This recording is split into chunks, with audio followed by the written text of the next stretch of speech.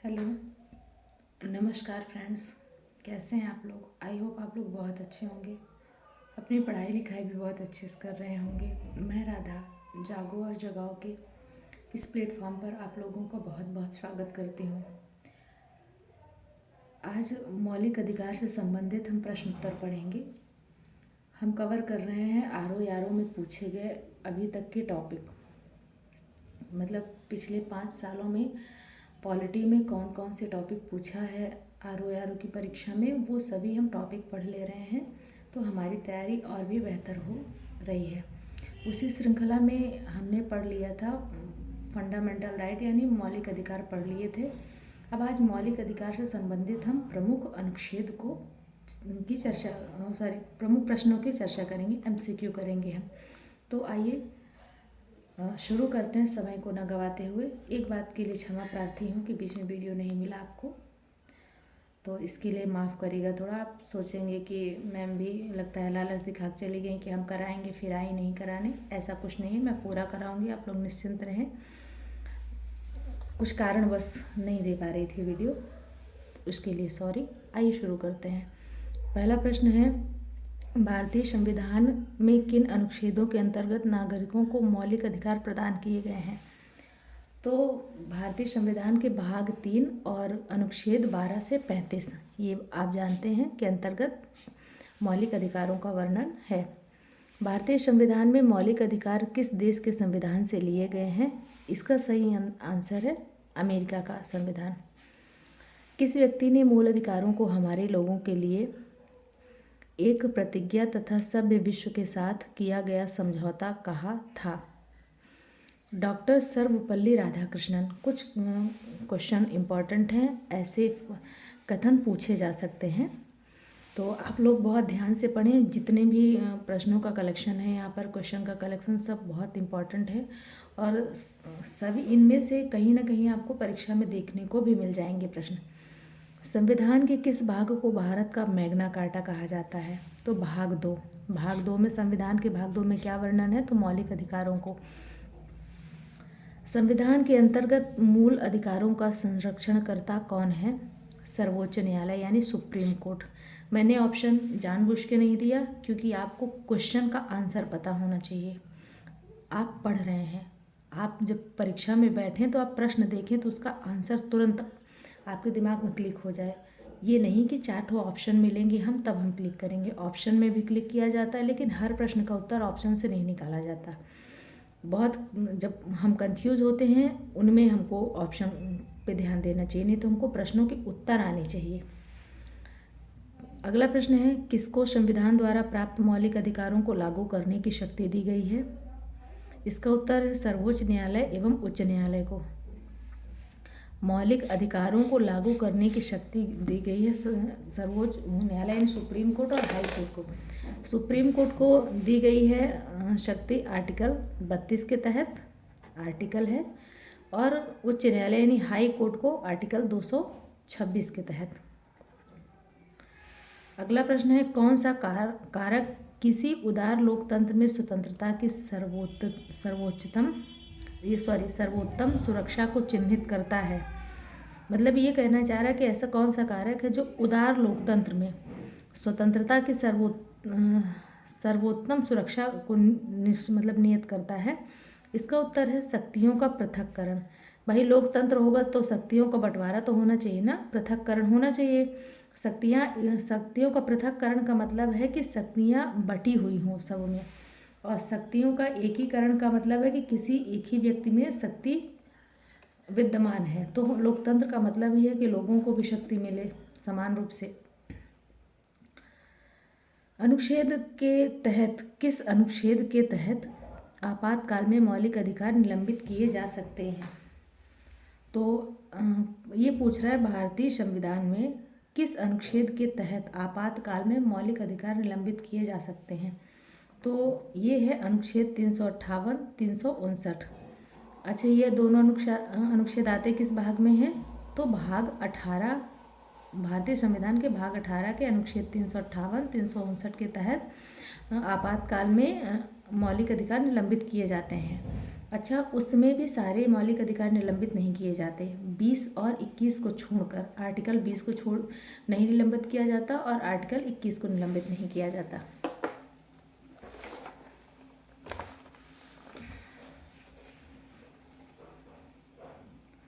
दिख रहा है। अगला प्रश्न है, भारतीय संविधान का कौन सा अनुच्छेद विधायन सत्ता पर पूर्ण नियंत्रण लगाता है? तो अनुच्छेद 14। अच्छा, विधायन सत्ता का मतलब ये हो जाता है, विधि मतलब हो जाता है कानून, जो कानूनन सत्ता होती है ना उस पर पूर्ण नियंत्रण लगाता है। तो अनुच्छेद 14 में क्या है? कानून के सामने समक्षता कानून के समक्ष समानता का अधिकार है। तो ये कह रहा है कि मतलब ये कानून पर भी नियंत्रण लगाता है कि कानून सबके लिए समान रूप से ही लागू होगा। यह सबके लिए समान है, कानून के सामने सब लोग समान हैं। अगला प्रश्न है, मद्रास राज्य बनाम दोराय राजन 1951 के मुकदमे में भारतीय सर्वोच्च न्यायालय के निर्णय के परिणाम स्वरूप किस मौलिक अधिकार को संशोधित किया गया था? मतलब कि जो मद्रास राज्य बनाम दोराय राजन 1951 मुकदमा हुआ था उसमें भारतीय संविधान का कौन सा मौलिक अधिकार संशोधित किया गया था?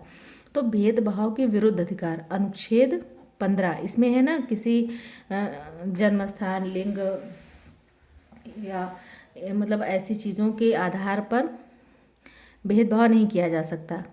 तो अनुच्छेद 15 के तहत पहला संविधान संशोधन 1951 था कि धारा 2 में 15(4) जोड़ा गया था। जब ये संशोधन किया गया था 1951 में, तो पहले संविधान संशोधन 1951 में धारा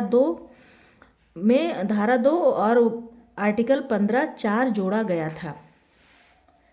अगला प्रश्न है, भारतीय संविधान के किन अनुच्छेदों के अनुसार ओबीसी अन्य पिछड़ा वर्ग को आरक्षण के प्रावधान दिए गए थे? यानी ओबीसी को किस संविधान संशोधन के तहत आरक्षण दिया गया था, ये पूछा जा रहा है। मतलब किस अनुच्छेद के तहत आरक्षण दिया गया, संविधान संशोधन नहीं, अनुच्छेद 15(4) तथा 16(4) के तहत।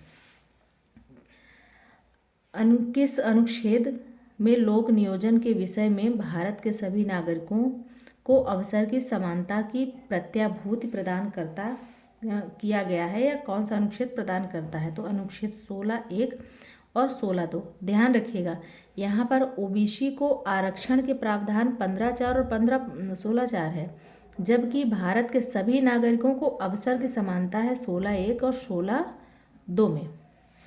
विधि का नियम या कानून किस अधिराज्य का मतलब क्या है? विधि का नियम या कानून का अधिराज्य का मतलब क्या है? सभी के लिए एक कानून और सभी के लिए एक न्यायतंत्र। इसका विधि का शासन का मतलब होता है सभी के लिए एक कानून होगा और सभी के लिए एक न्यायतंत्र होगा। अगला प्रश्न है, संविधान के किस प्रावधान के तहत अस्पृश्यता का वर्णन किया गया है? तो आर्टिकल 17, अनुच्छेद 17 के तहत। भारतीय संविधान का कौन सा अनुच्छेद प्रेस की स्वतंत्रता को आश्वासित करता है? यानी प्रेस की स्वतंत्रता भारतीय संविधान के किस अनुच्छेद में दी गई है? तो वो है 19(1) का। प्रेस की स्वतंत्रता अलग से नहीं है, उसमें वाक एवं अभिव्यक्ति की स्वतंत्रता में ही प्रेस की भी स्वतंत्रता आ जाती है।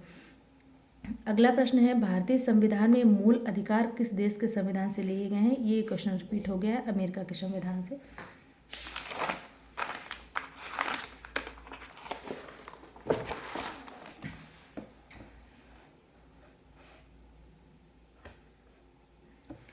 दिख रहा है। अगला प्रश्न है, प्रत्यक्ष बंदीकरण अधिनियम के अंतर्गत एक व्यक्ति को बिना मुकदमा चलाए कितने दिनों तक बंदी बनाया जा सकता है?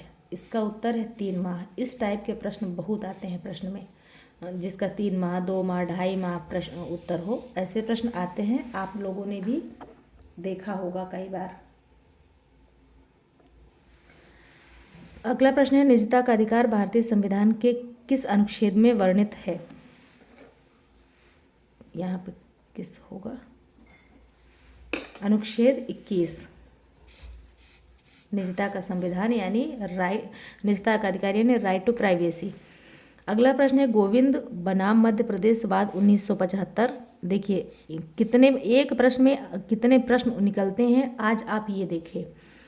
प्रश्न क्या है, गोविंद बनाम मध्य प्रदेश वाद 1975। पहला प्रश्न बनेगा, गोविंद बनाम मध्य प्रदेश वाद कब हुआ था? इसका उत्तर हो जाएगा 1975। आगे हम प्रश्न पढ़ते हैं। तथा मलक सिंह एवं अन्य बनाम पंजाब एवं हरियाणा वाद 1980। ये तो 2 वादों की डेट मिल गई आपको। किस भारतीय अनुच्छेद से संबंधित है? ये पूछ रहा है कि दोनों जो वाद हैं ये किस भारतीय अनुच्छेद से संबंधित है। तो ये है अनुच्छेद 19(1)D को अनुच्छेद 21 के साथ मिलाकर पढ़ने पर एकांतता या निजता का अधिकार प्राप्त होता है, ये इससे संबंधित है। अनुच्छेद 1 का D है भारत के राज्य क्षेत्र में सर्वत्र अबाध संचरण यानी घूमने का अधिकार, और अनुच्छेद 21 है जीवन का अधिकार। जब दोनों को मिला दिया जाएगा तो क्या मिल जाएगा आपको? Right to privacy. अब मैंने सोचा कि अगर इसी में से मैं निकालूँ चाहती तो इतने प्रश्न बन जाते, लेकिन मैंने सोचा कि बेवजह प्रश्नों की श्रृंखला बढ़ाने से अच्छा है कि काम की चीज़ें आपको एक जगह दे दी जाएं। अनुच्छेद 21 में क्या क्या अधिकार आपको दिए गए हैं ये देखिए। विदेश यात्रा का अधिकार है, शरण पाने का अधिकार है, एकांतता का अधिकार है, सूचना प्राप्त करने का अधिकार है, अच्छे पर्यावरण का अधिकार यानी अच्छे एनवायरनमेंट में आप रहें उसका अधिकार है, विधिक सहायता का अधिकार यानी कानूनन सहायता का अधिकार है आपको, शीघ्र विचारण का अधिकार है यानी आपकी कोई बात है तो उसमें शीघ्र विचार किया जाए, इसका भी आपको अधिकार है। एकांत कारावास के विरुद्ध अधिकार है, अगर किसी को सज़ा होती है एकांत कारावास के लिए तो वो एकांत में कारावास ना काटे, इसके विरुद्ध भी अधिकार है, वो सबके साथ मिलके ही कारावास काटे, ये भी अधिकार है उसको। पैर में डंडा बेड़ी डालने के विरुद्ध अधिकार, जैसे बहुत से मूवीज़ में भी आपने देखा होगा कि पैर में भी डंडा बेड़ी पड़ी रहती है, तो इसके विरुद्ध अधिकार है। अगला है आपका फांसी के विलंब के विरुद्ध अधिकार, मतलब अगर आपको फांसी की सज़ा सुनाई गई है किसी को, उसको फांसी में विलंब हो रहा है तो इसके विरुद्ध भी अधिकार है। अगला प्रश्न, अगला अधिकार है अभिरक्षा में हिंसा के विरुद्ध अधिकार, यानी अगर आप किसी के कस्टडी में है तो उस समय आपके ऊपर हिंसा ना की जाए, ये भी अधिकार है। पीने योग्य शुद्ध जल का अधिकार, यानी पीने के लिए आपको शुद्ध पानी मिले, इसका अधिकार है आपको आर्टिकल 21 के तहत। अच्छी सड़कों का अधिकार है आपको। प्रतिष्ठा का अधिकार है कि आपका मान प्रतिष्ठा बना रहे। घायल को चिकित्सीय सहायता का अधिकार है, कोई घायल है वो हॉस्पिटल में गया तो डॉक्टर ये नहीं कह सकता कि हम मतलब इसका ट्रीटमेंट नहीं करेंगे, आपको मतलब आपका इलाज किया जाए, ये अधिकार आपको आर्टिकल 21 में दिया गया है। अगला है कार्यस्थल पर महिलाओं के लैंगिक उत्पीड़न के विरुद्ध अधिकार, यानी जहाँ महिलाएं काम करने जाती हैं उनको जेंडर को लेके वहाँ पर किसी प्रकार की प्रताड़ना उनसे के साथ ना की जाए, ये भी अधिकार उनको है। तो ये था आज का वीडियो मौलिक अधिकारों से संबंधित। आप लोग निश्चिंत रहें, मैं कोशिश करूँगी कंटिन्यू कर सकूँ।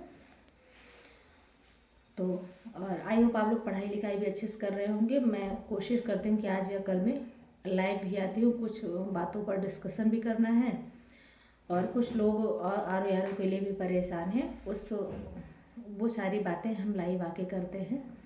वीडियो को पूरा ज़रूर देखें और क्वेश्चन को सॉल्व करें, स्क्रीनशॉट जिसको लेना हो ले लें। बाकी अपना ध्यान रखें, तबीयत का भी ध्यान रखें क्योंकि सर्दी का मौसम है और ठंडी सबको बहुत तेज़ी से लग रही है। फिर टेक केयर, बाय बाय।